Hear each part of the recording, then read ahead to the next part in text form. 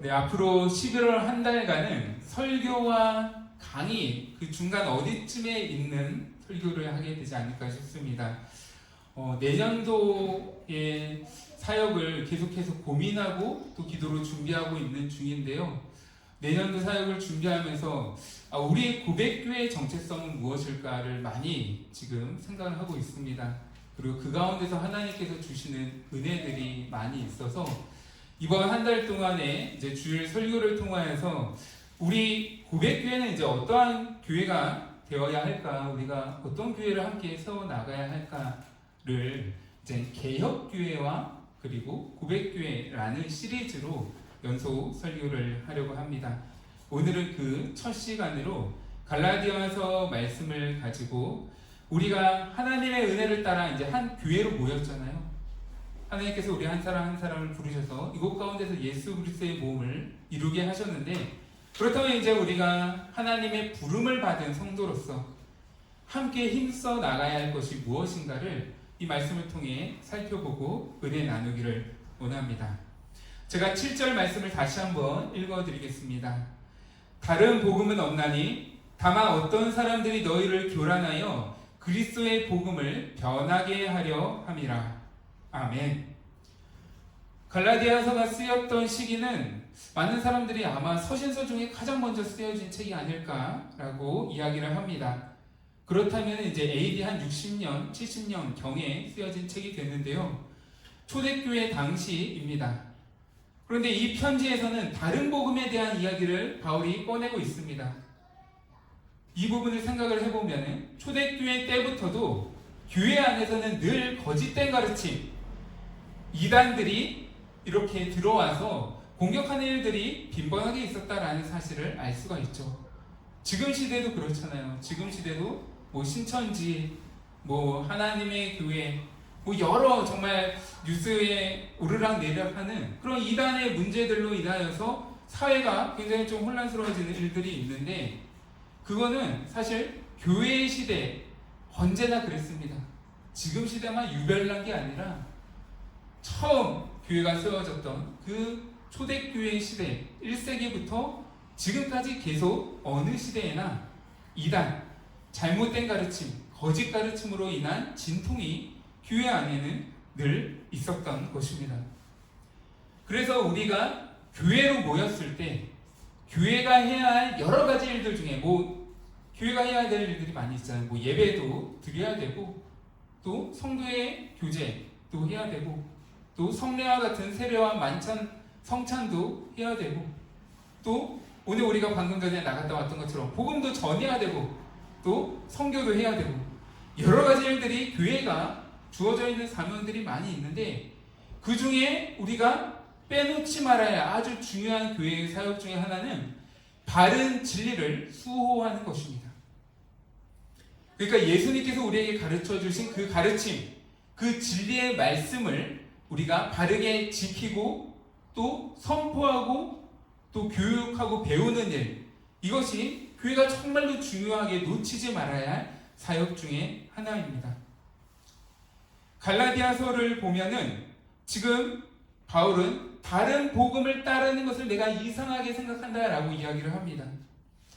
이미 갈라디아 교회에 들어온 거짓 교사로 인하여서 그 교회 안에는 잘못된 가르침, 그러니까 예수님이 가르쳐준 게 아닌데 사람이 생각해서 가르치는 거짓된 진리가 그 가운데서 팽배하게 있었습니다.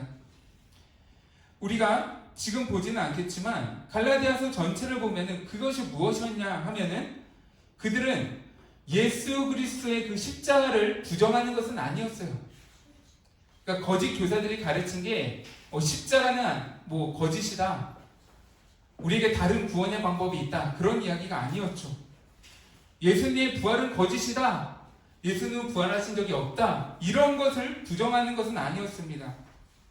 그들은 예수님의 가르치심과 그리고 예수님이 우리의 유일한 구원자시다 라는 사실에 대해서는 동의했습니다. 하지만 거기에다가 그들은 항상 무엇인가를 하나를 더했습니다. 그러니까 그들은 이렇게 말했던 거예요. 예수님은 우리의 구원자가 맞다, 우리는 예수님을 믿어야 한다. 하지만 그것만으로는 불충분하다. 예수 믿는 것만으로는 우리는 구원에 이르지 못한다. 우리에게는 더 무엇인가가 필요하다. 그래서 자꾸만 무엇인가를 플러스 계속 더했던 것입니다. 대표적인 게 이제 할례 문제였죠. 아무리 예수님 잘 믿어도 너희가 할례를 받지 않는다면 아브라함의 자손이 될 수가 없다. 그러니까 이방인들이 예수님을 영접하게 된다면 너희들은 반드시 유대 전통을 따라서 모든 남성들은 할례를 받아야만 한다. 이렇게 가르치기 시작했고요.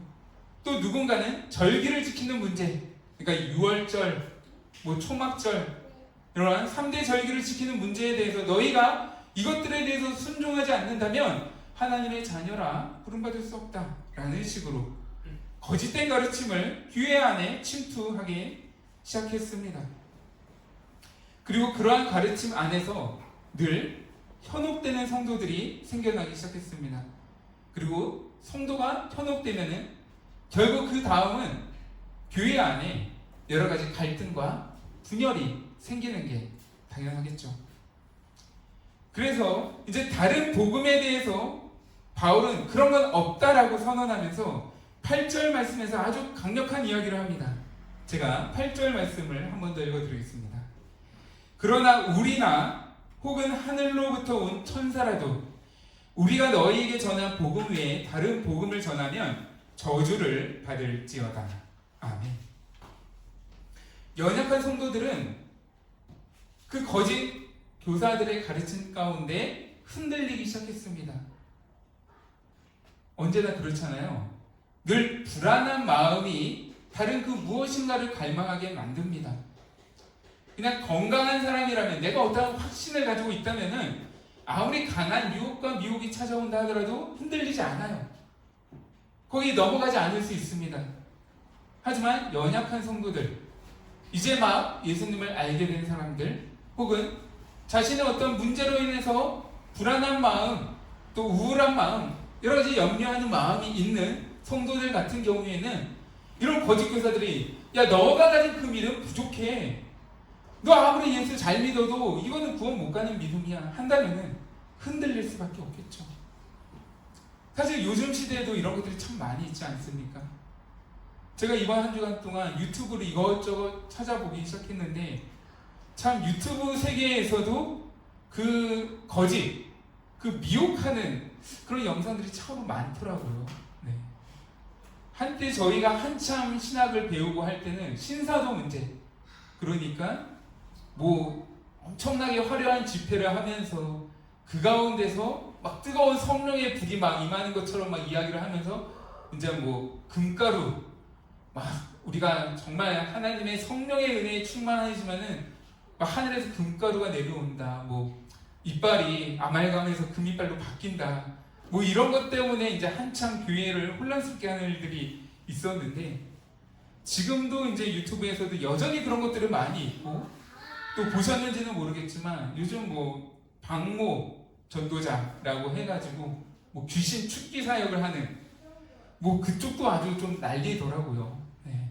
해외에서 막 수십 명, 수백 명의 목사들이 거기에 몰려가가지고 거기에서 막 귀신을 현장에서 무대 위로 끌어올려가지고 사람이 거기서 뒤집어지고 하는 것들, 또 성령으로 해서 장풍이 날아가고 사람들이 쓰러지고 하는 것들, 이런 것들은 사실 우리가 건강한 신학 안에서 흔들림 없는 오직 예수, 오직 성경, 흔들림 없는 굳건한 믿음이 우리 안에 있으면은 사실 그런 것들이 되게 우습게 보여요.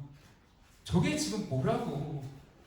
하나님이 주신 은혜는 저런 돈으로 바꿀 수 있는 그런 게 아닌데, 예수 그리스도의 그 보석, 그 보물 되심은 금이빨 이런 것으로 우리가 기뻐하고 그럴 것이 아닌데, 우리 안에 흔들리지 않는 바른 믿음이 있으면은 사실 그런 거 보면 넘어가는 사람들이 참 신비하게 보입니다.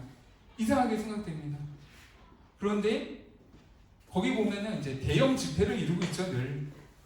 그만큼 마음 가운데 믿음의 확신이 없는 사람이 많다라는 것이고, 또 거짓된 가르침 가운데 우리는 언제나 쉽게 넘어가는, 그런 연약한 존재다라는 것을 반증하는 그러한 일들인 것 같습니다. 그래서 칼빈은 이렇게 말했습니다. 인간의 마음은 지속적으로 우상들을 만들어낸다. 그래서 우리 마음은 우상 공장이다. 우리 안에 하나님이 계시지 않을 때 언제라도 우리는 하나님을 대신한 그 무엇인가를 만들어내고 그것 가운데 예배하게 되고 그것 가운데 우리의 소원과 또 안전을 구하게 된다라고 이야기를 했습니다. 이러한 인간의 마음의 연약함 때문에 바울은 아주 강력하게 지금 선을 긋고 있는 거예요. 예수 그리스도 외에 다른 복음은 없습니다. 설령 하늘에서 천사가 내려와서 환상 가운데 천사가 하늘에서 날개를 달고 우리한테 옆에 내려와가지고 천사가 우리에게 다른 복음을 전한다 하더라도 그가 전하는 것이 예수 그리스도가 아닌 다른 무엇이라면 예수 그리스도 외에 다른 무엇인가를 더하는 것이라면 그 천사마저도 하나님께 저주를 받게 될 것입니다 라고 이야기를 하고 있는 것이죠. 우리는 예수님의 가르침 외에 무엇인가를 더하는 것 혹은 무엇인가를 빼버리는 것, 이 모든 것들이 다 진리를 왜곡하는 일이고 진리를 변질시키는 일이며 교회를 흔드는 일이다라는 것을 우리는 명심하고 있어야 합니다. 따라서 우리가 이러한 기준을 가지고 이제는 두 시대를 잠시 살펴보려고 합니다. 우리가 신자로서의 정체성을 올바르게 지키기 위해 또 바른 신앙을 가지고 건강한 예수 그리스도의 교회를 세워가기 위해서는 우리가 특별히 잘 알아야 할 두 시대가 있습니다. 언제일까요? 우리가 배우기에 힘써야 하고 잘 알아야 할 두 시대. 네, 첫 번째는 AD 1세기이죠. 왜냐하면 그때는 우리가 읽고 있는 이 신약 성경이 쓰여졌던 시대이기도 하고요. 또 성경의 모든 이야기의 배경이 되는 시대이기도 때문에 우리가 그 시대의 사건들이 어떠한 일들이 있었는지를 잘 알면 알수록 신약 성경을 이해하기가 쉽게 될 것입니다. 그리고 예수님의 공생의 의미, 또 성육신과 십자가와 부활, 또 승천으로 이어지고 또 사도들의 그 복음 전파 사역으로 이어지는 그 모든 것들에 대해서 우리가 배우기에 힘쓴다면은 우리는 정말로 하나님이 기뻐하시는 일이 무엇인지 그리고 주님은 어떠한 교회를 세우기를 원하셨는지를 더 잘 알 수 있겠죠. 따라서 AD 1세기에 대해서 우리는 잘 알아야 하고요. 또 한 시대가 있습니다. 그 시대는 바로 16세기 종교개혁의 시대입니다. 지금 우리가 속해 있는 교회는 개신교이죠. 네, 개신교 고칠 개에 새 신자를 써서 고쳐서 새롭게 한 종교를 우리는 개신교 성도로서 믿고 있습니다. 그러면 개신교는 무엇을 고치고 새롭게 한 걸까요? 네, 우리의 종교가 개신교인데 무엇을 고치고 새롭게 한 것이 개신교일까요? 네, 잘 알다시피 부패한 교회, 타락한 교회를 새롭게 한 것. 교회가 중세시대를 지나면서 계속해서 왜곡되고 변질되어 갔던 것들, 그래서 타락했던 그런 죄악들을 바로잡고 새롭게 한 것이 바로 종교개혁이었죠. 1517년 10월 31일 루터가 이제 성당 벽보에다가 교회가 잘못하고 있는 것들을 총 95가지를 써가지고 그거를 붙였던 것, 거기서부터 종교개혁은 시작이 되었습니다. 그리고 이러한 종교개혁을 일으키게 만든 트리거는 면죄부였습니다. 네, 이 그림이 당시 면죄부를 파는 그런 모습을 그림으로 표현한 것인데요. 당시 교회는 여러 가지 문제들이 있었지만 그것이 이제 정말 끝판왕처럼 나왔던 사건이 이제 면죄부 판매 사건이었죠. 당시 성 베드로 성당을 보수해야 할 일들이 있었습니다. 그런데 이제 성당이 어마어마하게 이제 건축물이다 보니까 그냥 그 성당을 보수하는 일만으로도 막대한 재정이 필요했던 거예요. 교회가 돈이 필요하다 보니까 그 돈을 벌기 위해서 착안한 게 무엇이었냐면 면죄부를 만들어서 파는 일이었습니다. 참고로 면죄부는 지옥에 갈 영혼을 천국으로 보내게 하는 것, 그런 것은 아니고요. 그 당시 카톨릭 교회가 가르쳤던 속죄의 메커니즘은 이랬습니다. 죄를 지었으면은, 그리고 내가 하나님의 말씀을 어겼구나 라는 것을 깨달았다면은 그때 당시 카톨릭 신자는 무엇을 했을까요?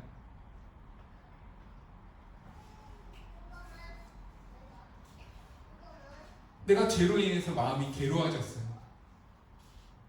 그럼 우리 같으면은 뭐 기도하겠죠.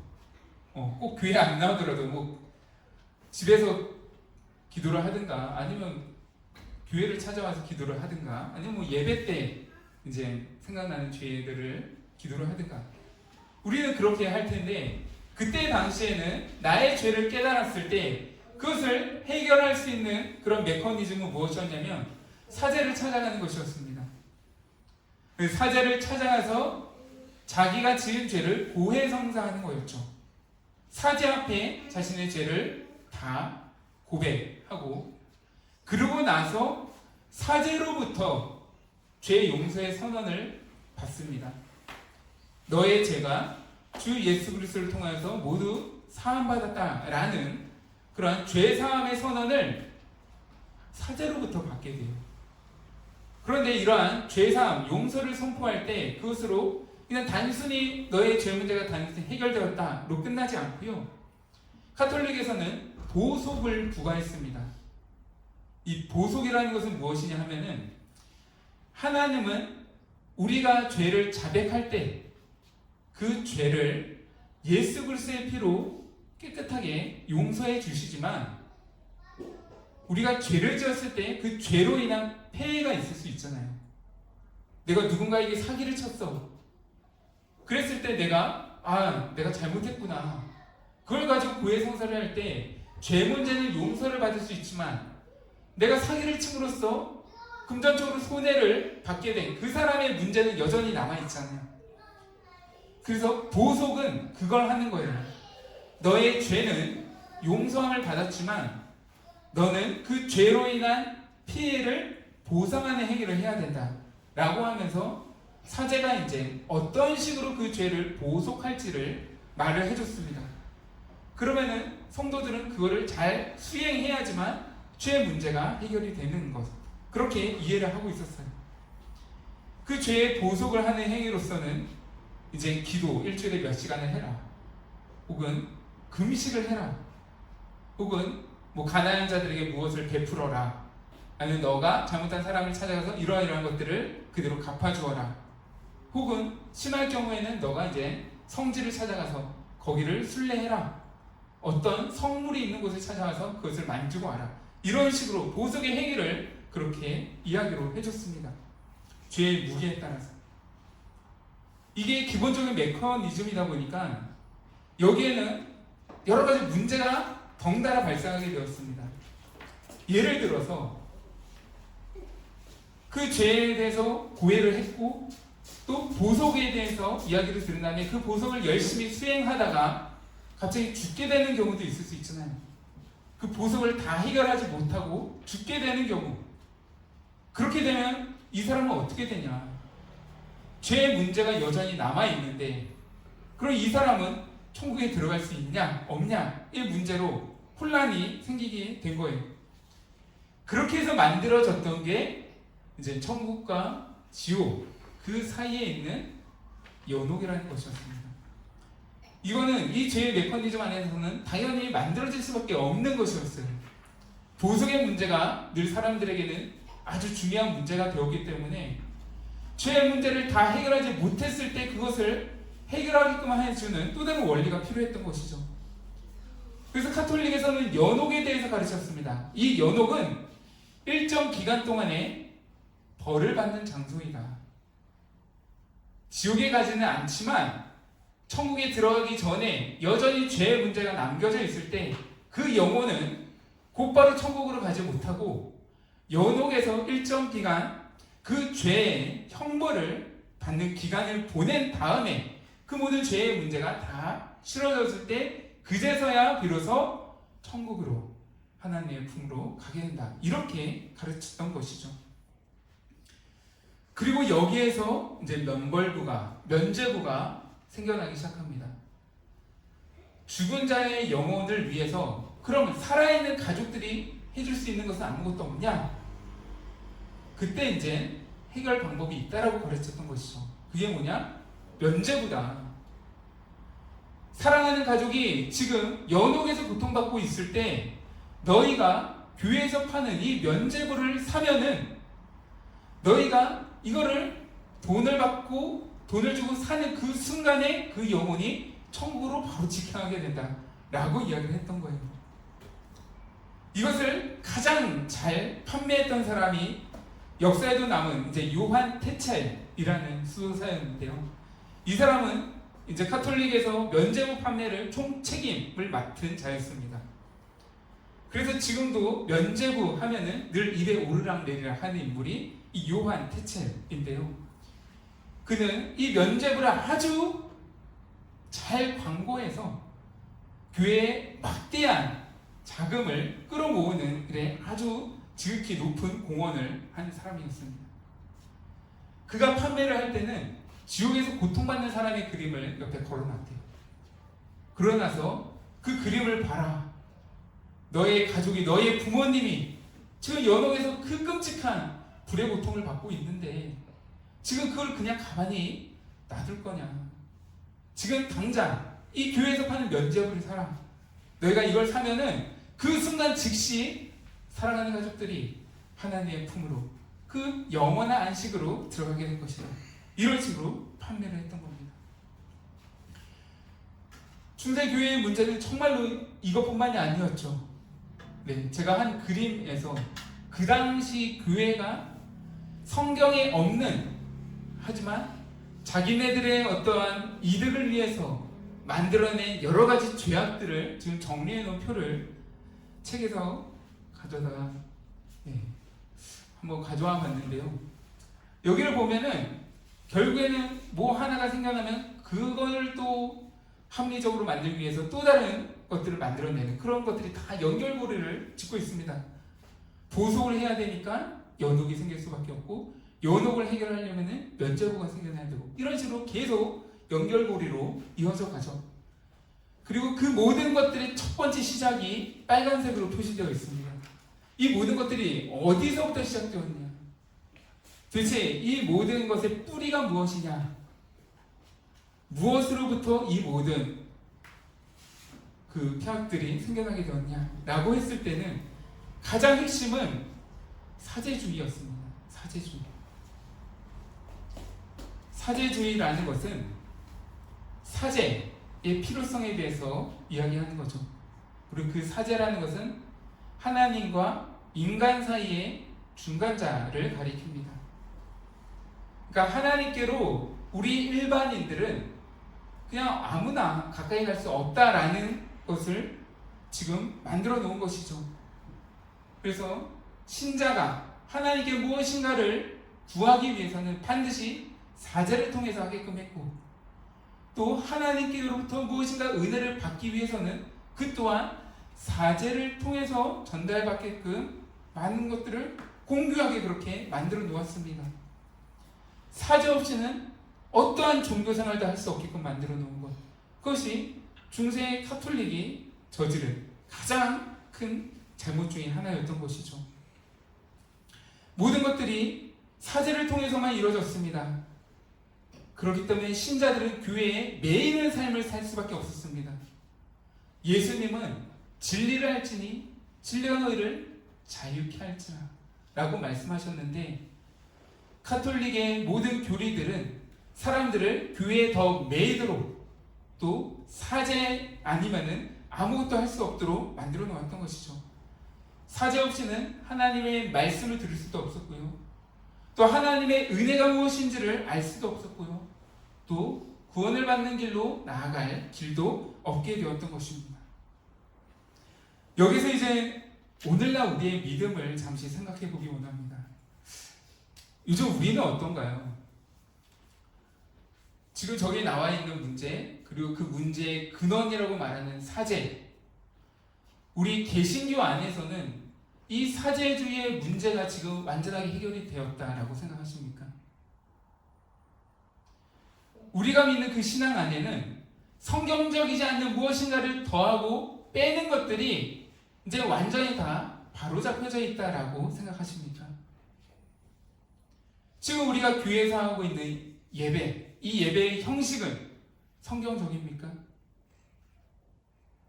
또 교회 안에 있는 여러 가지 직분들, 목사, 장로, 집사, 권사, 안수집사, 서리집사, 이런 여러 가지 직분들은 과연 성경적입니까? 또 교회에서 예배만 드리지 않죠. 여러 가지 프로그램들을 하죠. 그 프로그램들은 과연 성경적입니까? 우리는 성경에 무엇을 더하거나 빼는 것들을 다 제대로 교정한 채 예배하고 있습니까?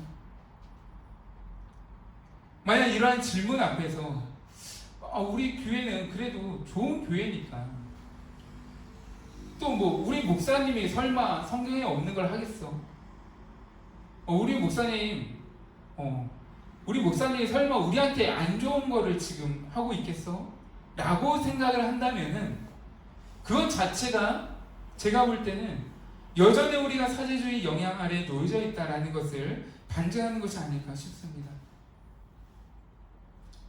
우리는 언제나 성경으로 돌아가야 합니다. 그것이 개혁교회가 늘 주창하는 표어인데요.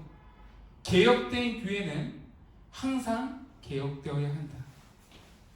왜냐하면은 우리는 알잖아요. 지상의 교회는 결코 완전할 수가 없습니다. 혹시 완전한 교회를 보신 적이 있나요? 저 교회는 정말 흠잡을 데가 없어. 너무너무 좋아. 라고 할 만한 데를 혹시 보신 적이 있나요? 우리는 경험적으로도 또 그냥 이성적으로 판단해봐도 너무나도 잘 압니다. 지상의 교회는 결코 완전할 수가 없습니다. 재림의 때까지, 예수님이 다시 오실 그때의 모든 교회는 완전해지겠지만 그 전까지 언제나 교회는 어떠한 흠과 또 변질의 문제를 갖고 있을 수밖에 없습니다. 그렇기 때문에 계속해서 우리는 성경을 보고 우리 교회가 이 성경이 우리에게 보여주는 교회와 비슷한지 아니면 지금 달라져 있는지를 살펴봐야 한다는 것이죠. 종교개혁자들은 바로 그것을 했던 사람들이었습니다. 중세시대 가운데 사제들은 일반 신자들에게는 성경을 보여주지 않았습니다. 그들은 성경을 독점한 채 일반 성도들은 성경을 보지도 못하게 만들었습니다. 성경이 라틴어로 되어 있었는데 그 라틴어는 아주 전문적인 신학 교육을 받은 사람들만 읽을 수 있는 문자였죠. 그러다 보니까 아무리 성경을 신자가 보고 싶어도 읽을 수가 없었습니다. 그런데 종교개혁 시대 가운데는 인문주의가 발전하면서 그 가운데서 하나님의 말씀인 성경을 자신이 직접 읽고 진리에 먼저 눈을 뜬 사람들이 있었습니다. 그리고 그 사람들은 교회가 지금 무엇인가 잘못되고 있다는 것을 깨닫고 그냥 나 혼자 잘 믿으면 되지. 그래, 교회가 뭐가 그렇게 중요해. 지금 저 사람들 다 그냥 자기가 잘 믿고 있다라고 생각하는데 그냥 나만 이렇게 잘 알면 되지 라고 생각하지 않았고요. 교회를 새롭게 해야 된다. 교회의 잘못 가운데 그냥 모른 채 할 것이 아니라 그 잘못을 바로잡아서 건강한 교회, 온전한 교회를 세워야 된다라고 생각을 하고 외치기 시작했습니다. 우리 성경으로 돌아가자. 교회가 성경이 말하고 있는, 성경이 우리에게 보여주는 교회가 되도록 우리 다시 성경의 정신으로, 성경의 말씀으로 돌아가자라고 외치기 시작했습니다. 그들이 가진 유일한 무기는 성경이었죠. 그들은 일반 성도들에게 성경을 쥐어줄 때 교회가 독점하고 있었던, 신자들이 읽을 수 없도록 만들었던 이 성경을 일반 평신도들이, 신자들이 읽도록 한다면, 저들의 손에 성경을 쥐어준다면 교회가 변할 것이다 라고 생각했습니다. 그래서 그 일 가운데 자신의 생명을 걸었죠. 당시는 성경을 번역하는 일이 큰 죄였습니다. 아주 끔찍한 사형죄와 연결되는 죄였음에도 불구하고 종교개혁자들은 성경을 번역했습니다. 왜냐하면 그것만이 교회를 온전케 하는 길이라고 생각했기 때문에. 그렇게 했을 때 참된 믿음으로 하나님께 예배할 수 있다라고 생각했기 때문에. 종교개혁의 결과 이제 카톨릭 교회 가운데서 우리 개신교가 갈라져 나오게 되었죠. 그리고 기존의 교회와는 다른 새롭게 된 교회가 여러 가지 생겨나게 되었습니다. 이제 독일 쪽에서는 루터파가 생겨났고, 또 스위스 지역 가운데는 칼빈파가, 또 영국 쪽에서는 성공회가, 또 이제 유럽 대륙 쪽에서는 제세례파가 일부, 또 칼빈파가, 그렇게 유럽 전체가 이제 종교개혁의 불길이 타오르게 되었습니다. 이제 말씀을 좀 정리하려고 하는데요. 우리 고백교회는 그 여러 가지 4개의 파 중에 칼빈주의의 전통을 따르는 교회입니다.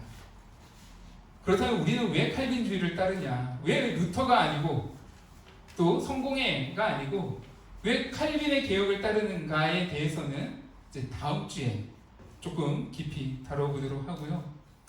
우리 동네에 처음으로 탕후루 가게가 생겼어요. 뭐 현수막도 붙여놓고 이제 탕후루 가게 들어옵니다. 며칠 오픈합니다. 앞에 뭐 이제 현수막 같은 것도 세워놓고. 근데 그렇게 이제 탕후루 가게가 딱 들어오게 됐는데, 우리 동네 그 네이버 카페와 또 이제 당근 거기에서 이제 그 게시판에는 그 탕후루 가게를 이제 반기지 않는 글들이 올라오기 시작한 거예요. 아직 오픈도 안 했는데, 아 이제 탕후루 가게 생기면 어떡하냐, 우리 애들 또 저거 사달라고 막 조를 텐데. 그리고 저거 먹으면은 쓰레기를 항상 여기저기 버려가지고 탕후루 가게 들어오면은 거리도 지저분해진다는데, 또 그 설탕 가루잖아요. 그게 녹으면은 그 이제 아스팔트 가운데 붙으면은 이게 잘 떨어지지도 않고 길도 지저분해지지, 쓰레기도 많아지지, 또 아이들 건강도 안 좋아지지, 또 그거를 안 사주려다 보면은 부모랑 아이랑 이렇게 티격태격 하게 되지. 저 탕후루 가게 때문에 막 걱정되는 것들에 대해서 막 글이 올라왔고, 거기에 막 댓글들이 쫙 달려있는 걸 보게 된 거예요. 그걸 보면서 저는 약간 이런 생각이 들더라고요. 우리 교회가 생겼을 때 사람들의 마음은 어땠을까? 이 상가에 교회가 들어온다라는 것, 간판이 걸리기 시작하고 또 전도지를 나누기 시작했을 때 과연 사람들은 어떠한 마음이 들었을까? 교회가 들어오면은 그 교회로 인해서 우리 아이들이 더 안전해지지, 더 행복해지지, 가정들이 살아나지, 청소년들이 정말 건강해지지. 그거는 이미 아주 오래전 시대의 이야기이고, 이제는 어떻게든 교회가 피해를 안 끼치게끔 그것만 바라고 있는 그런 사회적 분위기다 보니까 그러니까 그런 생각들을 하게 됐습니다. 그러면서 참 마음이 씁쓸하더라고요. 이게 뭐지? 우리가 잘못된 교회를 바로잡고자 종교개혁 가운데 자신의 생명을 바쳤던 사람들이 있었고, 그때로부터 이미 500년이라는 시간이 흘렀는데, 500년이 흐른 지금도 여전히 교회는 사람들의 근심과 또 불안함과 걱정을 끼치는 곳이 되었다라는 것이 참 안타깝고 또 씁쓸하게 느껴졌습니다. 제가 개인적으로 존경하는 한 교수님은 말했습니다. 너희가 말씀을 가르쳐서 성도들 한 명 한 명이 스스로 성경을 해석할 힘을 길러주어야 한다. 스스로 성경을 보게 하는 힘을 길러주지 않았던 것, 그것이 결국 교회가 부패하게 되는, 그래서 시대적인 불행을 낳게 만든 가장 결정적인 원인이었다. 그런데 너희가 이제 이 학교를 졸업하고 목회를 할 때에는 성도들을 교회에 매이게 만들지 말아라. 성도가 자신의 모든 신앙을 목사 한 사람에게 모든 것들을 의지하고 기대고 매이게 만들지 말아라. 만약 그렇게 됐다면 너희가 의도하지 않았든 의도했든 나이가 들면 성도들은 모두 목사의 종이 되어 있을 것이다. 그러한 섬뜩한 경고를 했습니다.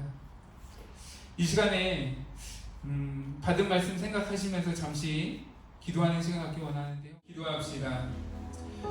종교개혁자들은 모든 성도들의 손에 성경책을 쥐어주는 그 세상을 꿈꿨습니다. 만약 성도 한 사람 한 사람이 성경을 보게 된다면 교회의 잘못들은 바로잡히고 회복될 거라고 생각했습니다. 하지만 그 후로 500년이 지난 지금 우리들은 깨닫게 됩니다.